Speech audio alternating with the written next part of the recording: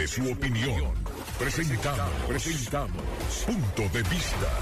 Gracias a Educado edX, experiencia en educación internacional. Omnisport, solo las mejores marcas.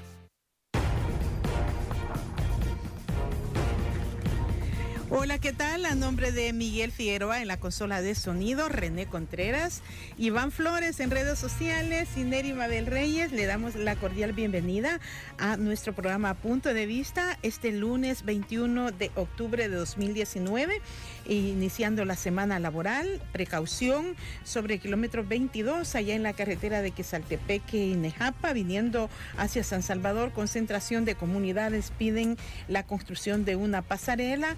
La Policía Nacional Civil informó que desplazó ya personal de la Unidad de Mantenimiento del Orden Humo a fin de habilitar el paso, porque hay centenares de personas afectadas a raíz de esta protesta para pedir la construcción de una pasarela. Presento el saludo del licenciado René Contreras. Buenos días. Buenos días, Neri Mabel Reyes, aquí listos para comenzar Punto de Vista. Y tuvimos elecciones en Bolivia, Neri Mabel. Y habrá segunda vuelta, dicen, ¿verdad? Evo parece ser que no quiere aceptar de esa manera, dice que esperan los votos rurales para que esto se defina, pero todo indica que habrá segunda vuelta para diciembre, ¿verdad? Sí, para diciembre, creo que entre 15 y 17 de diciembre, y decían los periodistas que están en La Paz que hoy con la tecnología ya el voto rural está incluido en el recuento preliminar, así que lo que estaban esperando definir el voto en el exterior que tiene Bolivia también, a ver qué tal, pero todo parece indicar que habrá segunda vuelta en Bolivia. Parece que esto de la elección más reciente del presidente Evo Morales, que estuvo marcada por algunos vicios de inconstitucionalidad, no le ha ido muy bien a los bolivianos, porque Carlos Mesa tuvo un crecimiento muy fuerte en la votación. Para diciembre, y estará KL también informándole de este proceso electoral en Bolivia. En Punto de Vista, hoy, lunes 21 de octubre del 2019, tenemos la presencia del licenciado José Miguel Arévalo Rengifo, presidente del Centro de Estudios Jurídicos CEG. Bienvenido, licenciado. Buenos días, Neri. Días. Buenos días, René. Muchísimas gracias por la invitación. Un gustazo estar aquí nuevamente con ustedes. Muchas gracias. Nuestro programa llega a usted gracias a Omnisport. Encuentra en Omnisport los paneles solares LG y economiza en la cuenta de energía eléctrica de tu casa. Garantizan un ahorro significativo y están en sintonía con la sostenibilidad verde. Visítanos o contáctanos al 2501-1900. Omnisport, solo las mejores marcas. Como lo hemos anunciado, vamos a dar seguimiento hoy a temas importantes. La Asamblea completó por fin la elección del procurador para la defensa de los derechos humanos. Además, se está conociendo también este tema relacionado a el protocolo de entendimiento para la alternancia en la Asamblea Legislativa. El Centro de Estudios Jurídicos, como conocemos, es una organización que da seguimiento a estos aspectos importantes. Y en las últimas semanas, ustedes desde el Centro de Estudios Jurídicos se refirieron, entre otros aspectos, al proceso de elección y al perfil que se definió para que fuera el nuevo procurador, el doctor Apolonio Tobar. ¿Cuál es, por ejemplo, el análisis que tiene el Centro de Estudios Jurídicos sobre este acuerdo legislativo? Bueno, nosotros como Centro de Estudios Jurídicos hemos emitido un comunicado al respecto, rechazando por completo el proceso que se llevó al interior de la Asamblea Legislativa. Yo quisiera aclarar eso. Nosotros como Centro de Estudios Jurídicos no defendemos ni atacamos a personas. Nosotros defendemos la Constitución y las leyes y atacamos o denunciamos cuando hay una violación a las mismas. En ese sentido, nosotros podemos empezar diciendo de que la elección del nuevo procurador se hizo de forma tardía. Una institución tan importante como es la Procuraduría para la Defensa de los Derechos Humanos estuvo acéfala más de 20 días. Eso de entrada nos parece un incumplimiento a los plazos que señala la Constitución, ¿verdad? La Constitución es clara al establecer de que los diputados son los responsables de elegir en tiempo a estos funcionarios de elección de segundo grado, entre ellos el procurador. Así que ese es un primer punto importante. El tema de que es recurrente esto. Es recurrente. Bueno, nos han tenido incluso sin fiscal general de la República. Entonces ya vamos viendo como una forma sistemática de actuar por parte de la Asamblea Legislativa en la que no se acatan las disposiciones constitucionales. Pero además del plazo, porque yo creo que al final de cuentas, si la población pudiera percibir de que un atraso en una elección tan importante, que no se justifica porque todo debe hacerse en tiempo, pero si al final la población percibiera de que eso se hizo debido a un proceso desarrollado por la Asamblea para realmente verificar la competencia y moralidad notoria de la persona que iba a ser electa, que es lo que obliga a la Constitución y lo que ha desarrollado la Sala de lo Constitucional, creo que de alguna forma se podría perdonar el hecho del atraso, pero el que haya habido un atraso y hayan mantenido acéfala una institución durante tanto tiempo para llevar a cabo un proceso que es violatorio de la jurisprudencia constitucional. ¿Y por qué lo digo?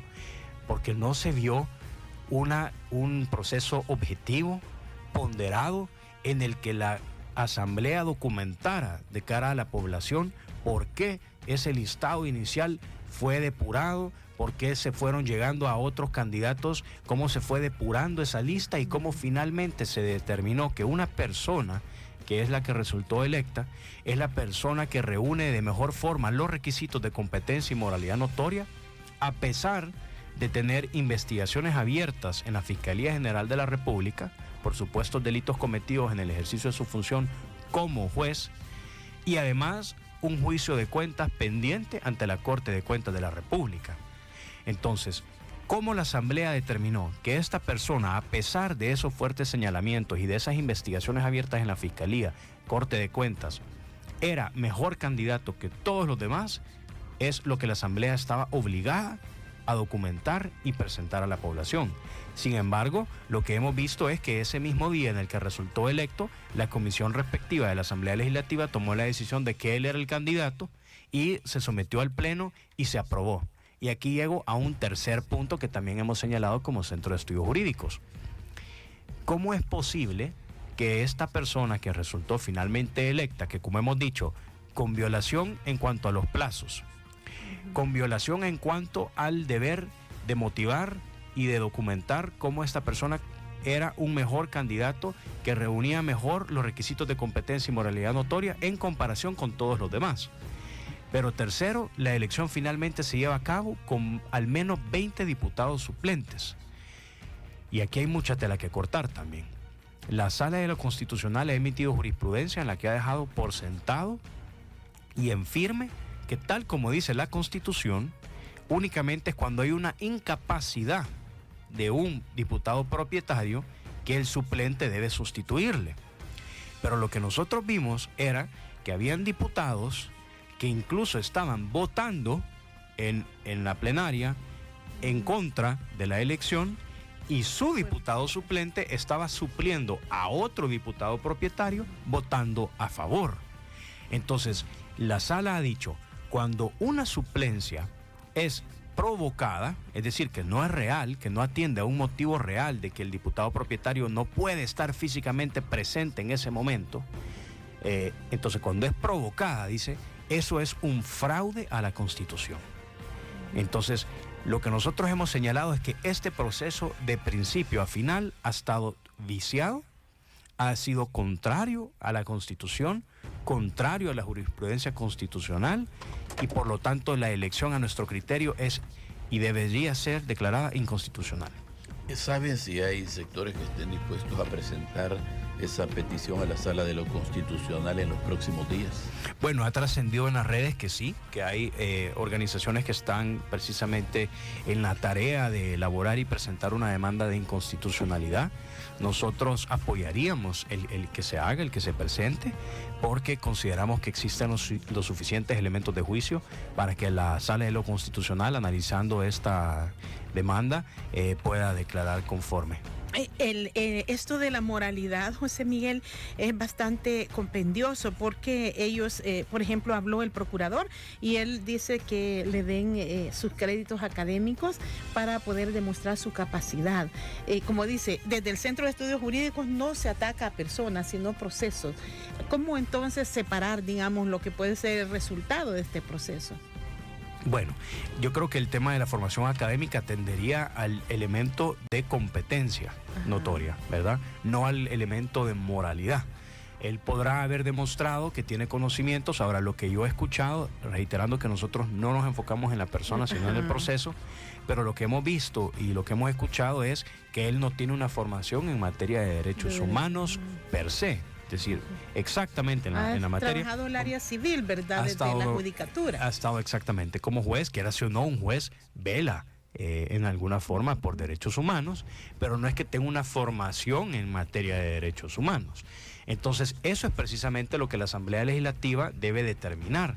Nosotros como centro hemos incluso presentado propuestas de reforma al reglamento interno para hacer objetivo ese proceso. Nosotros como Centro de Estudios Jurídicos, ustedes deberán recordar que propusimos candidatos a magistrados de la Corte Suprema de Justicia que hoy por hoy son magistrados de la Corte. Y el proceso interno que nosotros llevamos para determinar quiénes iban a ser propuestos por el centro es un proceso que yo me enorgullezco mucho de él, un proceso ejemplar que nosotros consideramos debería ser retomado, la forma en la que se asignó un puntaje específico a cada área, y como todos los candidatos y todas las personas que acudieron a nosotros queriendo ser propuestos como aspirantes a magistrados de la Corte, se sometieron a las mismas reglas, a las mismas ponderaciones. El tema de que si tenía, como usted menciona, estudios en la materia, era un porcentaje específico de la nota. Que si tenía maestría, un porcentaje específico. El doctorado, otro porcentaje específico. Que si había, etcétera. Entonces, eso permite llevar un proceso ponderado, objetivo. Nosotros lo hemos dicho, la Asamblea debe utilizar un baremo. Y nos han dicho, no, es que el baremo ya es un instrumento que no se utiliza a nivel internacional. Eso es falso, nosotros lo reiteramos, eso no es cierto. En países como España se utilizan baremos, y no solo eso, se generan hojas de vida anónimas de los candidatos para que la comisión que está analizando no pueda saber qué persona es la que está evaluando, sino que basado en una hoja de vida anónima empieza a asignarle un puntaje dependiendo de este baremo que ha sido elaborado previamente, que asigna un porcentaje o una nota específica a cada rubro. Y entonces hay formas de hacer un proceso objetivo, pero lo que la Asamblea hace es hacer entrevistas de cara a los medios de comunicación, ¿verdad?, que le da una apariencia de transparencia al proceso, pero luego sale ya con su decisión final. Entonces, ¿qué pasó? ¿Qué pasó luego de esas entrevistas? ¿Cómo se determinó que de los 50 entrevistados nos fuimos a 20 y que de esos 20 luego nos fuimos a 5 y que finalmente se eligió a 1? No se conoce, y eso la población tiene derecho a conocerlo. No solo la población, sino también los candidatos que no fueron electos. Tienen que saber por qué yo quedé fuera. ¿Qué tenía esta persona que no tuve yo, que lo hizo la persona idónea para el cargo? Aunque no se establece explícitamente, digamos, en el decreto que autoriza a la Asamblea Legislativa que debe informar, ellos en eso se amparan también, José Miguel, que ellos, la Constitución les ordena la elección, pero no les establece que deben de ir informando esos mecanismos de ponderación. Bueno, lo que pasa es que eso no es cierto, porque recordemos que el intérprete máximo de la Constitución es la Sala de lo Constitucional. Y como tal, sus sentencias son de obligatorio acatamiento, ¿verdad? Entonces la Sala, al ver todos estos principios y parámetros que establece la Constitución, los ha desarrollado, y es que ha establecido estos requisitos de que la competencia y moralidad notoria a la que hace referencia la Constitución no es solo una letra escrita en el texto constitucional. Y no puede quedar a discreción solo de los diputados. Exactamente, porque si es una obligación constitucional verificar y comprobar competencia y moralidad notoria, entonces los diputados están obligados a demostrarla. ¿Y cómo lo van a hacer? Bueno, como la jurisprudencia de la Sala lo ha determinado, en un ejercicio ponderado, comparativo, de uno contra otro. ¿Por qué esta persona reúne mejor estos requisitos? ¿Por qué esa formación académica del ahora procurador es mejor que la formación académica de todos los demás candidatos, de tal forma que, a pesar de que tiene investigaciones abiertas ante la Fiscalía General de la República y la Corte de Cuentas de la República, es tan impresionante su formación académica y tan superior a la de todos los demás, que eso hizo un equilibrio para que dijeran, él sigue siendo la mejor persona y el mejor candidato para no se puede optar al cargo? justificar la formación en el área de derechos humanos cuando hay universidades que están ofreciendo maestrías en ese campo aquí en el país. Entonces puede resultar favorable para muchos abogados poder ampliar sus conocimientos en ese campo. Pero hay otro elemento, licenciado. ser financista, el aportar económicamente a un determinado partido político, ¿no? Es el elemento que utilizará la de lo constitucional para analizar Totalmente. Y qué bueno que lo menciona, porque hasta ahorita estábamos hablando también acerca del proceso, de cómo se desarrolló. Pero en ese mismo proceso se hizo constar algo que una vez electo el nuevo procurador frente a las cámaras, él también aceptó y reconoció que él donó a un partido determinado, que fue un partido que le dio apoyo dentro de la Asamblea Legislativa y que con sus votos permitió que él llegara, además de los más de 20 suplentes, que pudiera llegarse al quórum mínimo que requiere la Constitución para que él pudiera ser electo. Entonces, la Sala de lo Constitucional también tiene vasta jurisprudencia en la cual ha señalado que el ser donante de un partido político o el ser financista de un partido político es un aspecto que debe ser advertido, dice, y señalado por la Asamblea Legislativa durante su proceso de elección, porque es un factor que puede poner en riesgo la independencia del candidato y, dice la Sala, puede volverlo inelegible. Exactamente. ¿Por qué? Porque puede demostrar que hay un vínculo de subordinación con un partido político. Él decía, yo lo di, dice, en retribución al cargo que a mí me dieron. Sí, entonces, cuando lo emplearon en la Asamblea. Cuando lo emplearon. Y él dice, a mí quien me empleó no fue el partido, fue la Asamblea. Pero me asignó, dice, a esta fracción política. Y en retribución, dice, yo les di dinero al partido político. Entonces, si es una persona que está reconociendo que a cambio de un cargo, él ha dado una retribución económica, entonces podríamos esperar que a cambio de su nuevo cargo como procurador, él también busque hacer una retribución que puede o no ser económica. O sea, ya tenemos un antecedente de que cuando él ha llegado a un cargo, él ha dado una retribución que él ha llamado una donación a un partido político. ¿Qué podemos esperar ahora de que él es procurador? Y eso precisamente es lo que la Sala señala. El que haya un donante a un partido político pone en tela de juicio su independencia y puede generar un vínculo de subordinación a un partido que vuelve que no pueda ser electo. Entonces, ese es otro de los elementos importantes que la Sala de lo Constitucional, al presentarse una demanda, deberá también analizar, porque ya hay jurisprudencia sentada al respecto. Y hablaba usted, por ejemplo, de la figura de los diputados suplentes, pero también ¿cómo está normada la función de un diputado suplente? ¿Cree que hay un vacío o que no se está aplicando el desarrollo de la jurisprudencia en esta figura? Definitivamente no se está aplicando y yo creo que no hay un vacío. O sea, ya la Constitución señala cuándo es que un diputado puede suplir a otro. Y ahí habla cuando hay una incapacidad temporal o permanente, entonces el diputado suplente asume el rol del propietario. Cuando el diputado suplente no está supliendo, valga la redundancia, él no tiene derecho a voto, ¿verdad? Quien tiene derecho a voto es el diputado propietario que ha sido electo por la población para que ejerza como diputado propietario.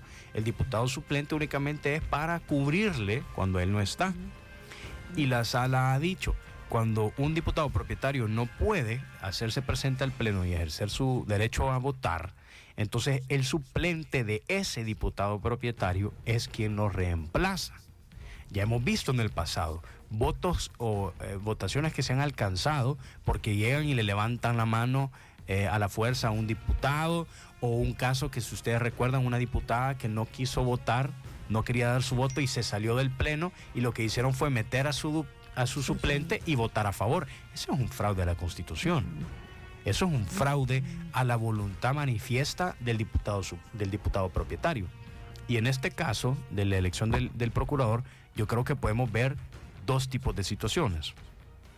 Una, la de diputados propietarios que sí querían votar a favor, pero querían estar exentos de la crítica, porque sabían que este proceso tan viciado, tan constitucionalmente viciado, iba a generar duras críticas por parte de la población. Entonces dicen, pongo al suplente y yo me eximo de esta crítica. Ese es uno de los casos. Y otro de los posibles casos, que también puede ser fácilmente advertido a través de lo que se vio en los medios, es diputados que no estaban a favor de votar y que se retiraron porque no iban a votar a favor, y entonces le ponen un suplente que sí vota a favor. Y eso queda evidenciado en el ejemplo que les daba de diputados que estaban ahí sentados votando en contra, pero que su suplente estaba sentado en el curul de otro diputado votando a favor. Entonces es un claro fraude a la Constitución. El que hayan logrado obtener la votación mínima haciendo uso a esta estrategia violatoria de las sentencias de la sala y violatorias de la Constitución para lograr reunir ese quórum, a mí me parece sumamente grave. ¿Y quién, por ejemplo, cómo definir no sé si llamar la incapacidad, sino el momento en que el diputado propietario no puede participar? O sea, ¿quién lo define? Bueno, si un diputado está fuera del país, ¿verdad? Ha solicitado un permiso previamente a la Asamblea Legislativa para ir a una capacitación, para ir a uno de estos viajes en misión oficial, y él no está en el país, ¿verdad? Y hay evidencia de que él no está en el país, ahí hay una ausencia justificada. Si un diputado está enfermo y ha presentado una incapacidad médica de que él no va a estar esa semana o ese día en la Asamblea Legislativa, ahí hay también una incapacidad, ¿verdad? O si un diputado ha solicitado un permiso y le ha sido concedido el permiso porque él ese día tiene un compromiso familiar muy importante, es decir, extremos, porque la función del diputado es estar presente en la asamblea y votar. Pero hay formas de justificarlo, pero no es una ausencia cuando está presente, ¿verdad? O sea, si el diputado está en el pleno, no está ausente. Entonces, ¿qué hace su suplente votando en otro curul? Todavía en contra del voto que el propietario está ejerciendo. La aritmética para la elección del procurador para la defensa de los derechos humanos estuvo marcada por los partidos Arena, FMLN y el Partido de Concertación Nacional, que como que no se definió. Había un dictamen firmado, fíjese, por el jefe de fracción en el que se apoyaba la elección del abogado Apolonio Tovar, pero en el pleno como que hubo algunas diferencias. ¿Qué conducta se puede analizar en esto? Bueno, lo que hemos visto es que aún dentro de los mismos partidos políticos no ha habido, digamos, un consenso sobre la votación. Es decir, fue una votación tan criticada, tan viciada en su procedimiento, como he dicho, de principio a final, que habían diputados, que es normal, y la Constitución señala que ningún diputado está sometido a mandato imperativo. Es normal y sano, diría yo, dentro de una democracia y un sistema republicano, que hayan ciertos diputados que no estén de acuerdo con una decisión del partido. Entonces, lo que hemos visto es que hay diputados que, votando a conciencia, han dicho, si bien mi partido le está dando el respaldo a este candidato, yo no se lo voy a dar por mis motivos, y en ese sentido puede votar distinto, ¿verdad? Claro. Vamos a dar una participación a uno de nuestros oyentes para ir a la pausa comercial posteriormente, y luego usted responde a esta pregunta que nos quieren hacer. Buenos días, en la línea 1. Muy buenos días. Adelante. Sí, solamente recordando que cuando la diputada en aquel entonces, Salgado, se levantó y que por cierto iba llorando en el camino, el que votó no fue el suplente de la diputada, sino que fue el suplente de otro diputado. Entonces ya hay un antecedente. No justifico la barrabasada que se ha hecho actualmente, pero sí veo de que cuando yo lo hago está bien, pero cuando el otro lo hace está mal. Eso no es democracia. Un gusto, gracias. Gracias. Bueno, sí, se refiere a que la diputada Salgado era del grupo parlamentario Gran Alianza por la Unidad Nacional, GANA, que hoy ha tenido en esta elección de la Procuraduría para la Defensa de los Derechos Humanos otro enfoque, ¿verdad? Siendo muy afín con el gobierno de turno. Vamos a esta pausa y va a responder el presidente del Centro de Estudios Jurídicos de El Salvador, el licenciado José Miguel Arévalo Rengifo, después de la siguiente pausa comercial, 7:30. Entrevistas que generan información. Punto de vista. Gracias a Educado EDEX, experiencia en educación internacional. Omnisport, solo las mejores marcas. En todo momento, para toda la vida, estaremos contigo. Somos siempre la mejor opción. Son más de 20 años protegiendo tu vida. Esa es tu mejor garantía. Esta es tu mejor opción. En todo momento estaremos contigo. Hospital de Especialidades Nuestra Señora de la Paz. Los Los salvadoreños sabemos que la mejor forma de ahorrar es comprando en Super Selectos con las ofertas irresistibles en los productos que más necesitas en casa, con grandes descuentos y superprecios. Es que en Super Selectos ahorra siempre. Super Selectos, tu super. Impresa Repuestos, más de 70 años con repuestos que garantizan tu movimiento. Fabricantes de todas las líneas de repuestos a nivel mundial nos dan su incondicional apoyo. Estamos comprometidos a siempre ofrecerte calidad con más días de respaldo. Muévete por más garantía. Muévete a Impresa Repuestos. Así de molestos pueden ser los síntomas por deficiencia del complejo B, como el hormigueo y el entumecimiento. Con Neurobión y su óptima combinación de vitamina B es posible fortalecer tu sistema nervioso y olvidarte de estas molestias. En caso de duda, consulta a su médico farmacéutico. Antes de utilizar este medicamento, debe de leer detenidamente el prospecto incluido dentro del producto. Llegaron a la despensa de Don Juan, rebajas para todos. Las noticias internacionales y los programas especiales de La Voz de América, usted los escucha a través de los informativos de Radio Cadena YSKL. Las organizaciones a favor alrededor de 33. Escuche la información de La Voz de América de lunes a sábado a través de las frecuencias 104.1 FM y 770 AM. Radio Cadena YSKL y La Voz de América, unidos para ofrecerles información. Me costaba caminar, tenía callos y algunas verrugas. Yo también sufría de callos y verrugas, pero usamos Callosil y ahora nada nos detiene. Aplica Callosil en callos y verrugas 2 veces al día y al tercer día notarás la diferencia. Callosil, suaviza tus pies y elimina callos y verrugas. Laboratorios Suizos, innovando con excelencia. En caso de duda, consulta a tu farmacéutico. Impresa Repuestos, más de 70 años con las mejores promociones del mercado. Compramos directo a fabricantes de equipo original para ofrecerte las mejores promociones del mercado en repuestos seleccionados. Estamos comprometidos a siempre ofrecerte calidad a precios justos. Muévete por más ahorro. Muévete a Impresa Repuestos. Ahorra energía en tu casa con paneles solares. Encuentra en Omnisport los paneles solares LG para que los rayos del sol que recibes gratis todos los días se conviertan en energía para tus electrodomésticos. Obtendrás un ahorro significativo y estarás en sintonía con la sostenibilidad verde. Planes de financiamiento, asesoría técnica y servicio de instalación. Visita tu Omnisport más cercano o llama al 2205-1900 y comienza ya a utilizar energía limpia en tu hogar. Omnisport, solo las mejores marcas. La sensación de hormigas en las manos, pinchazos en los dedos y entumecimiento en los pies pueden estar relacionados a deficiencia de vitamina B. Con Neurobión y su óptima combinación de vitaminas B es posible fortalecer tu sistema nervioso y olvidarte de estas molestias. En caso de duda, consulta a su médico farmacéutico. Antes de utilizar este medicamento, debe de leer detenidamente el prospecto incluido dentro del producto. Hospital Centro de Emergencia. Cuenta con servicio de laboratorio, resonancia magnética, tomografía computarizada, paquetes económicos en partos y cesáreas. En el Hospital Centro de Emergencias nos preocupamos por ti y por tu familia. Encuéntranos en el corazón de la Colonia Médica en San Salvador o llámanos al teléfono 2530-3333. Música, datos curiosos, entretenimiento y mucho más en La Tarde Poderosa. De lunes a viernes de 3 a 5 por YSKL 104.1 FM. Los salvadoreños sabemos que la mejor forma de ahorrar es comprando en Super Selectos, con las mega ofertas en los productos que más te gustan, hasta con el 40% de descuento desde las 3 de la tarde todos los días.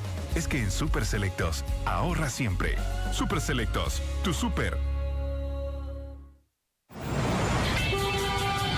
El tráfico vehicular, gracias a Street Racers. Vamos con gestores del Viceministerio de Transporte. Nos informan del tráfico. Buenos días. Ok, señoras y señores, radioescuchas de YSKL, vamos con el tercer reporte del tráfico a esta hora desde la Trocal del Norte y Diagonal Zipatli. Informarles a los radioescuchas de KL que nos encontramos con un tráfico pesado, pero fluyendo a esta hora de la mañana. Viene fluyendo el tráfico, pero está bastante pesado, así que armarse de paciencia para que pueda llegar a su lugar de destino.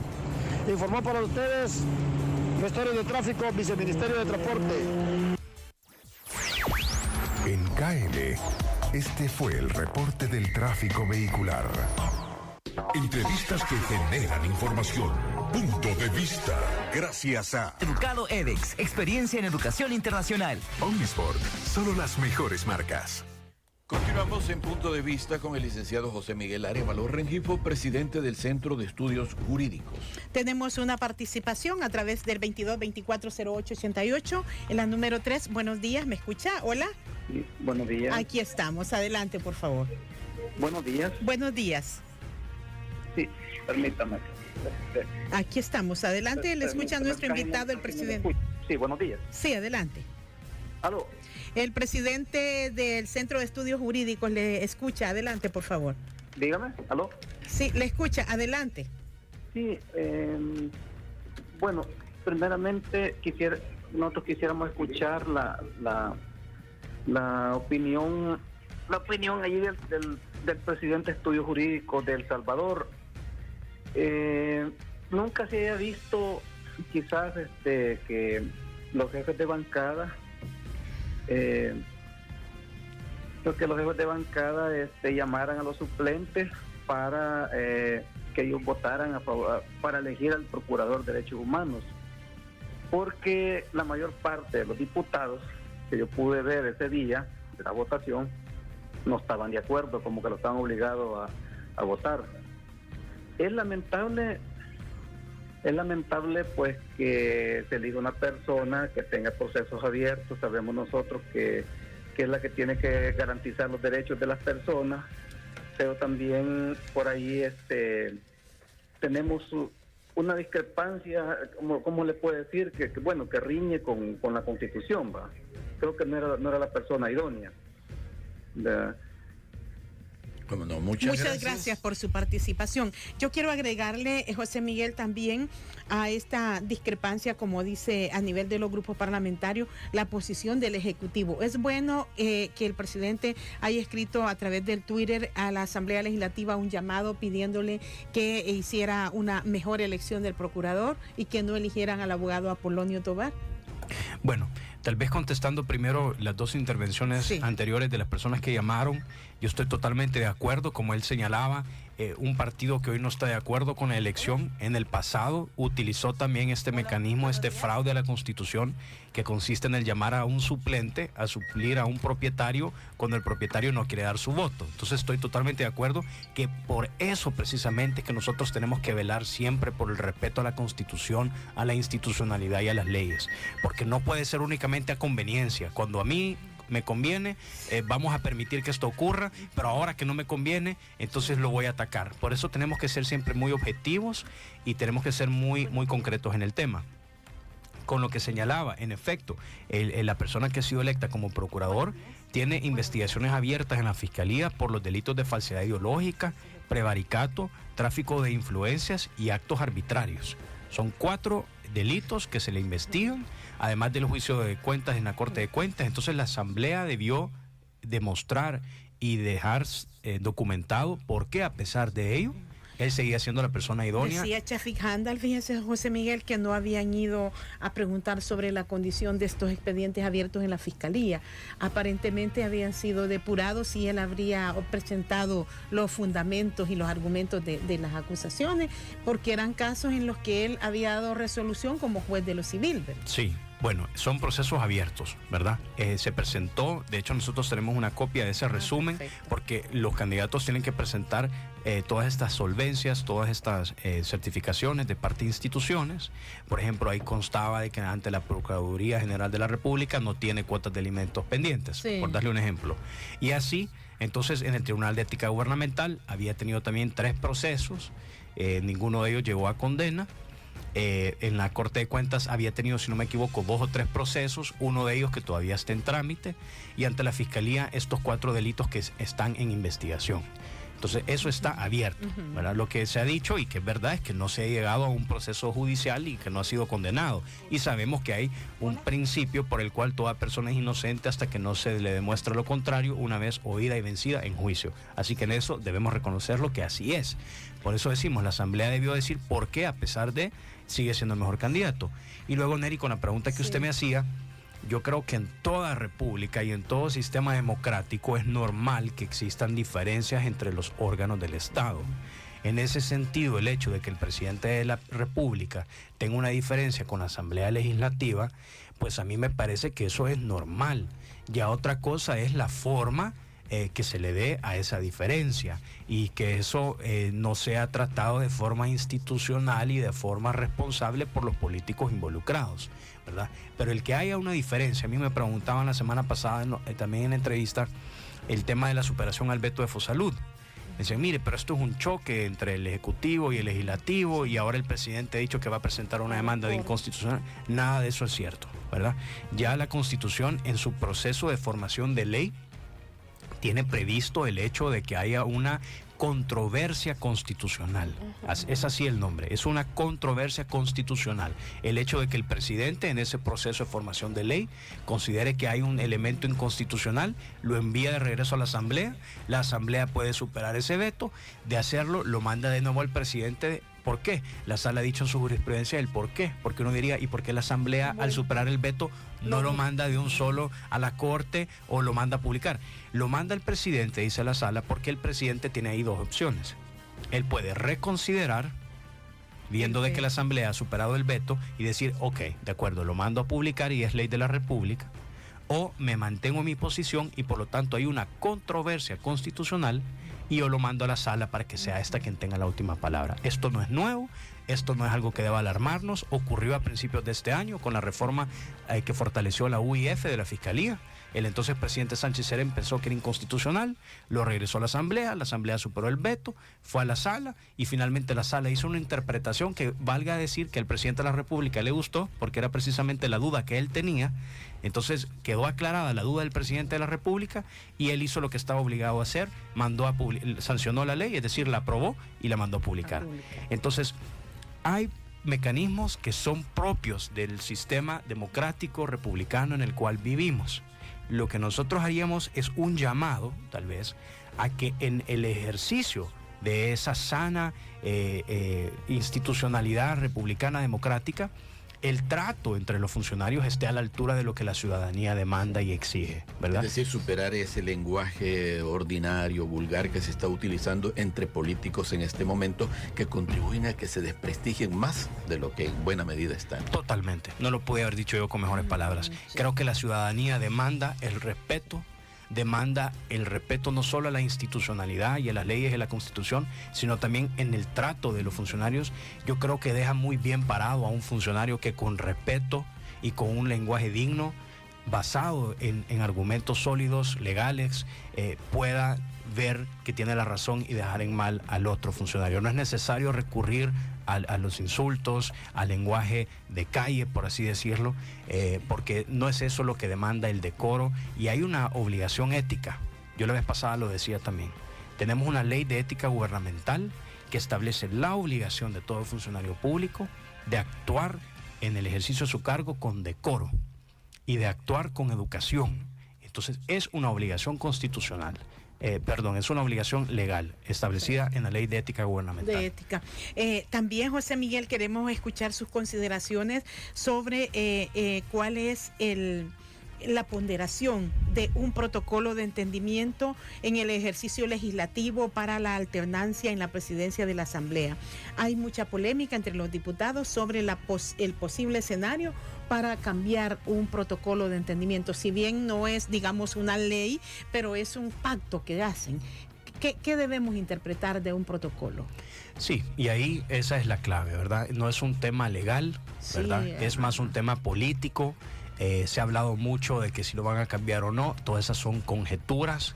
Es decir, yo no me siento muy cómodo hablando de un tema que no solo no es legal, ¿verdad? Porque como Centro de Estudio Jurídico nos enfocamos en temas legales, sí, pero también en algo que es una conjetura. Se ha dicho que sí se va a hacer, pero hay otros diputados que pertenecen a los partidos involucrados que dicen no es cierto, vamos a mantener el acuerdo que se ha alcanzado.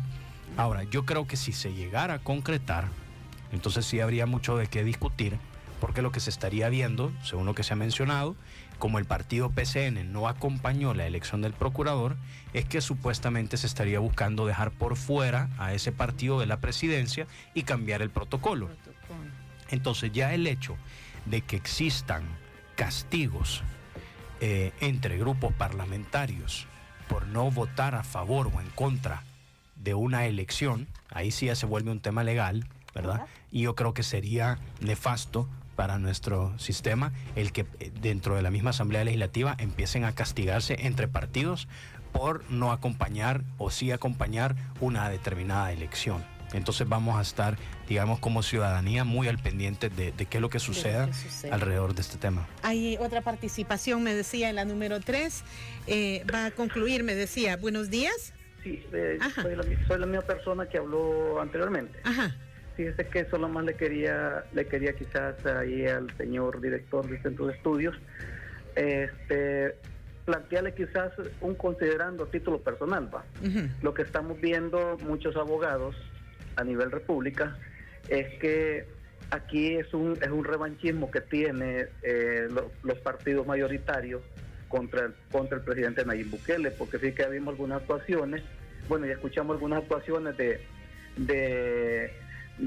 ahí del señor procurador recién nombrado, donde dice que va a supervisar, va a ver la violación de derechos humanos que tiene Plan Control Territorial, y allí pues estamos viendo nosotros que esta persona lo que lleva es obstaculizar el buen trabajo que tiene el señor presidente de la República. Gracias a Dios que en los gobiernos anteriores 24 muertos diarios no era nada, y ahora digamos nosotros que hoy se mantiene la tendencia entre 4 y 5. Nosotros pedimos a los medios de comunicación que tomen en cuenta eso, de que el señor presidente está haciendo un buen trabajo a nivel nacional en todo el bien común, ¿verdad?, de las personas. Entonces yo creo que eso es, que quieren ver mal al presidente, lo que quieren es contarle las costillas, sacar resoluciones amañadas para hacerlo quedar mal ante la comunidad internacional. Entonces esa es la reflexión que le planteo ahí al señor jefe de estudios. Muchas gracias por su participación. Bueno, en los medios hemos estado informando lo que todavía no se ha logrado fundamentar, cuán sostenible será. Ojalá y lo sea, nos conviene a todos. Y cómo el sistema es que está operando para lograr esta reducción, ¿verdad? Claro. Bueno, y eso es lo que se ha señalado, ¿verdad? Que a eso obedecería el supuesto pacto entre los dos partidos de nombrar un procurador incómodo, digamos, a la presidencia de la República. Por eso nosotros insistimos. La institucionalidad está creada de tal forma que hayan pesos y contrapesos, ¿verdad? Por eso tenemos 3 órganos principales del Estado, que son el Ejecutivo, Legislativo y Judicial, y además toda la demás institucionalidad autónomas.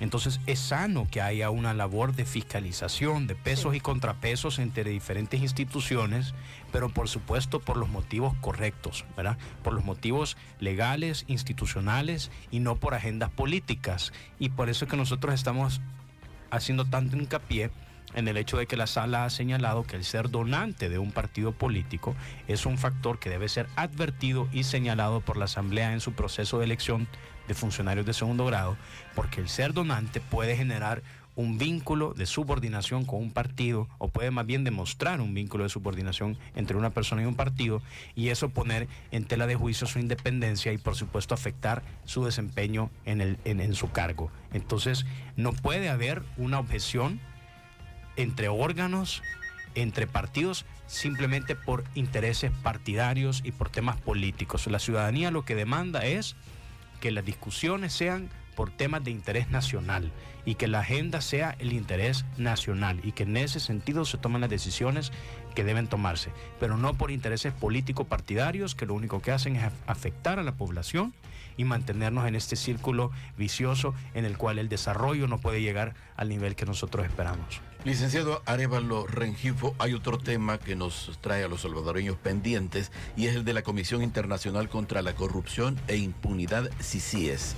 ¿Están siendo cautelosas las misiones de la OEA y de la ONU respetando las leyes del país al consultar previamente con diferentes organismos del país?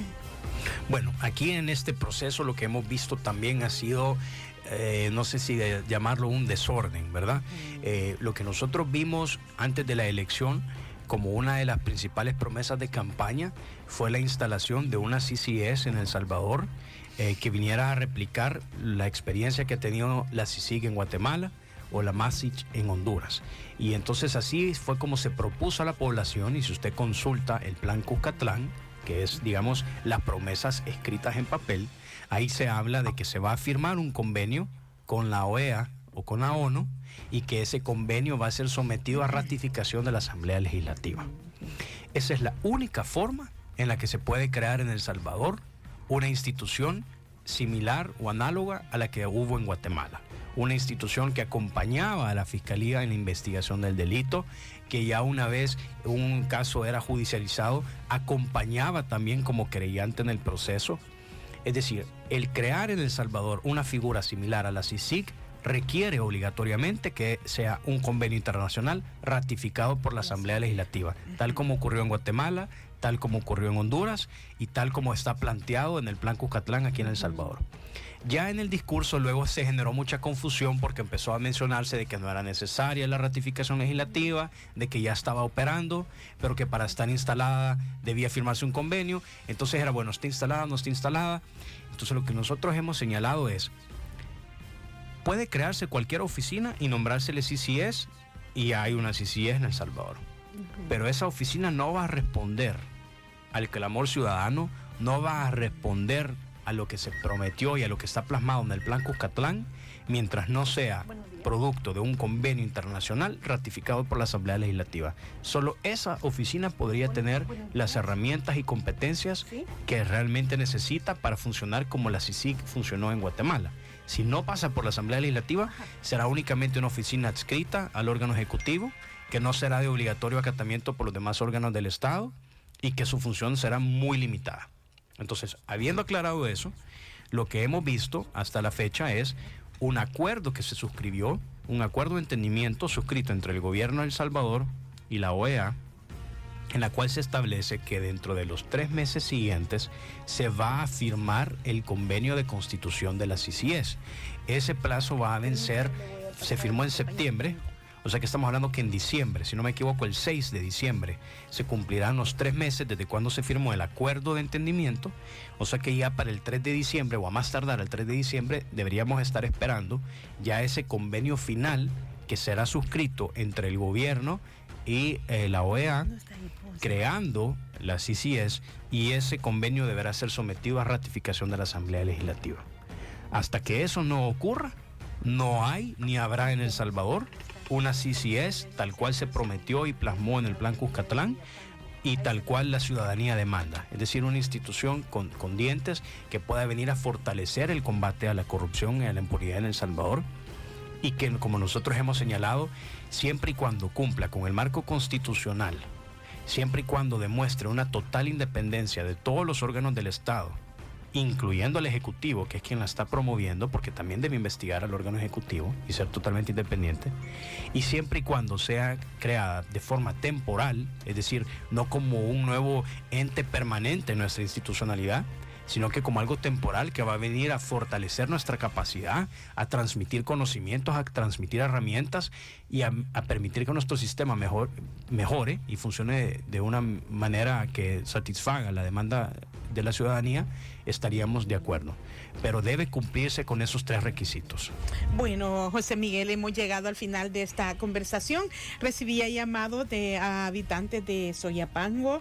Están denunciando, dice que la municipalidad les incrementó las tasas.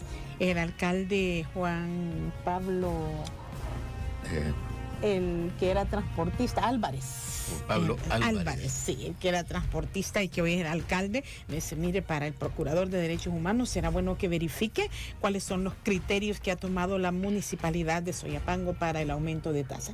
Nosotros aquí en la cabina azul finalizamos nuestra conversación con el presidente del Centro de Estudios Jurídicos de El Salvador, el licenciado José Miguel Arévalo Rengifo, sobre estos aspectos importantes en seguimiento al proceso de elección del procurador de derechos humanos, esta herramienta jurídica de la CICIES, por supuesto, y a la espera de lo que ocurra con el protocolo de entendimiento para la alternancia en la presidencia de la Asamblea Legislativa. Gracias por venir a la KL. Muchísimas gracias a ambos por la invitación. Siempre es un gusto compartir con ustedes y saben que me tienen a la orden. Un saludo también a todos los radioescuchas. Gracias.